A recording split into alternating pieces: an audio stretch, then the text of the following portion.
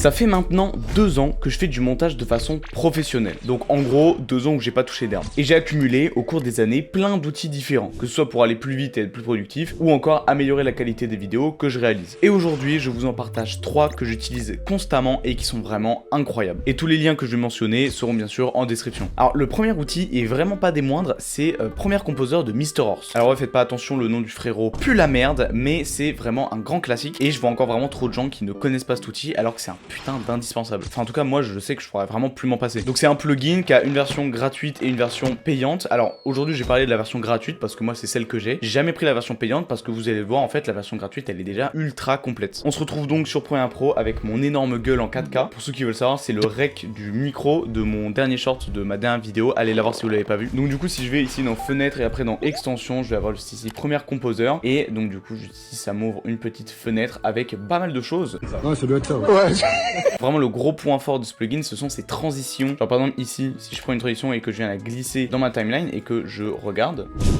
Voilà, vous voyez, c'est hyper fluide. Moi, je l'utilise tout le temps. Tout le monde utilise ces transitions-là. Et vraiment, genre, ces transitions, elles sont tellement quali. C'est limite les seules transitions dont vous aurez besoin dans toute votre vie de monteur. À la limite, tu rajoutes 2-3 transitions, genre feu, green screen, machin. Mais vraiment, elles sont ultra quali. Par contre, pitié. Quand vous utilisez les transitions de Premiere Composer, déjà, vous voyez que le pic du sound effect, il est là. Alors que le pic de la transition, il est ici. Donc, décalez votre sound effect. Et par pitié, je vous en supplie, baissez le son du sound effect. Moi, en général, je le mets à genre moins 18. Sinon, c'est vraiment trop haut.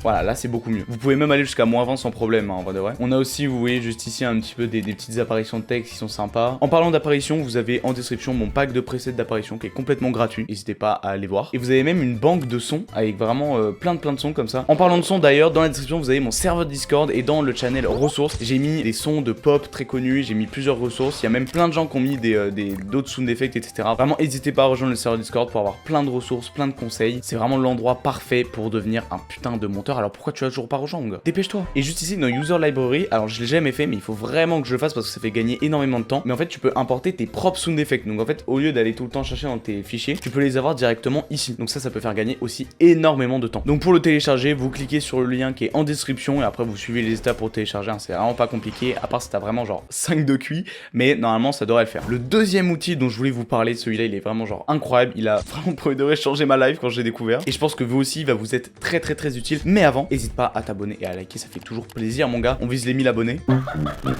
Pour revenir à cet outil, vous avez peut-être déjà vu des gens qui illustraient leurs vidéos en utilisant des extraits d'animés. Même moi je le fais, hein, vu que effectivement je suis un énorme plagieur. Sauf que c'est ultra chiant à trouver des bons extraits, hein. Tu cherches 5 secondes d'un épisode dans un épisode de 20 minutes. Bon, on n'a pas le temps pour ça, hein, on a une vie à côté. Enfin bon, ça passe sur, mais c'est pas le sujet, c'est pas le sujet. Mais avec le site Anime Clips, le lien est encore une fois en description, et ben on n'a plus à se faire chier. Vous allez sur le site, vous sélectionnez l'animé que vous voulez, la saison et l'épisode, et vous avez plein d'extraits qui proviennent de l'épisode que vous avez choisi et qui ont été faits par des gens, pas par des IA, vraiment des vrais gens. Donc, du coup en fait ça crée des extraits qui sont intelligents. Là vraiment tous les extraits ils sont intelligents et ils transmettent tous une émotion, quelque chose quoi. Donc c'est vraiment genre ultra pratique. Et le dernier outil dont je voulais vous parler, c'est une extension qui va vraiment genre bouleverser votre workflow, votre façon de travailler. Regardez, moi par exemple si je vais sur YouTube, que je prends par exemple n'importe quelle vidéo, hein, d'une vidéo de Fuse, et ben juste ici j'ai un petit bouton télécharger. Juste à aller ici, à aller ensuite sur plus et à venir télécharger en 1080p. Et voilà, comme ça tu peux télécharger littéralement toutes tes vidéos, tous tes shorts, même ça marche aussi sur les shorts, en littéralement 2 clics. Ça fait gagner un temps de malade. Moi avant je me faisais chier à trouver des sites, on devait coller les liens et tout, c'était trop chiant. Là ça se fait en 2 clics, vraiment ça fait gagner un temps de fou furieux. Alors pour télécharger cette extension, vous cliquez sur le lien qui est en description ou alors vous tapez juste savefrom.net extension. Vous cliquez sur le premier lien et après vous suivez simplement les étapes, hein. Pareil, si t'as plus de 5 de QI, normalement tu devrais y arriver. Et là vraiment tu vas gagner un temps de fou furieux, c'est